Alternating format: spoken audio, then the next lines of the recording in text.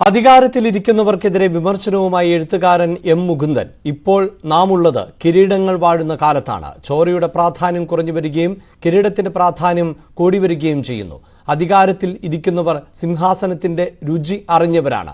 സിംഹാസനത്തിൽ ഇരിക്കുന്നവരോട് പറയാനുള്ളത് സിംഹാസനം ഒഴിയൂ എന്നാണ് എന്നും ജനങ്ങൾ വരുന്നുണ്ട് എന്നും എം മുകുന്ദൻ പറഞ്ഞു. KLF വേദിയിലാണ് മുകുന്ദന്റെ പരാമർശം.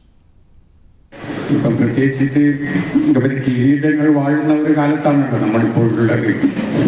അതുകൊണ്ട് മനുഷ്യത്വത്തിന്റെ വില നമ്മൾ തിരിച്ചറിയണം. ഇപ്പോഴും ഞാൻ അങ്ങനെ വിശ്വസിക്കുന്നുണ്ട്. കിരീടത്തേക്കാൾ വലുതാണ് നമ്മുടെ ചോര, ഒരു പുള്ളി ചോര എന്നുള്ളത്.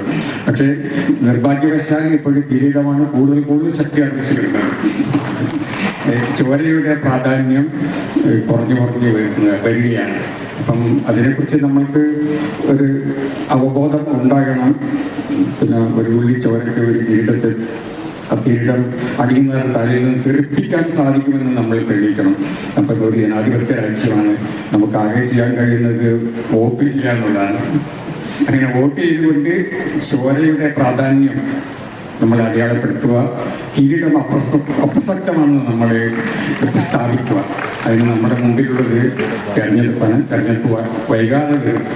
അപ്പോൾ നമുക്ക് ഈ ഒരു വാചകം ഓർക്കാം. പണ്ടത്തെ കാലത്ത് അടിയന്തര കാലത്ത് ഒക്കെ നമ്മളത് കണ്ടാണ്. ഒരു കവി പറഞ്ഞിട്ടുണ്ടായിരുന്നു, പിന്നെ എന്നോട് പേര് മറന്നുപോയി. കവി പറഞ്ഞതെന്ന് വെച്ചാൽ സിംഹാസനം കാലിയാക്കും, ജനങ്ങൾ വരുന്നു എന്നാണ്. ജനങ്ങൾ വരികയാണ്, അതുകൊണ്ട് സിംഹാസനം ഒഴിയൂ എന്നാണ് പറഞ്ഞത്.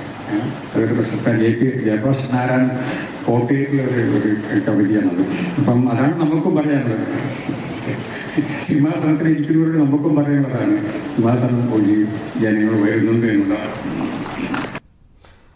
തന്റെ വിമർശനം എല്ലാ അധികാരികൾക്കും ബാധകമെന്ന് എം മുകുന്ദൻ പിന്നീട് വിശദീകരിച്ചു. വ്യക്തിപൂജ പാടില്ല. EMS നേതൃപൂജകളിൽ ഒന്നും ഉണ്ടായിരുന്നില്ല എന്ന MTയുടെ വിമർശനം ഉൾക്കൊള്ളണമെന്നും എം മുകുന്ദൻ പറഞ്ഞു. സംസ്ഥാന സർക്കാർ പല നല്ല കാര്യങ്ങളും ചെയ്യുന്നുണ്ട് എങ്കിലും ചില ഇടർച്ചകൾ ഉണ്ടാകുന്നുണ്ട്. അതിനെ എഴുത്തുകാർ വിമർശിക്കുമെന്നും എം മുകുന്ദൻ കൂട്ടിച്ചേർത്തു.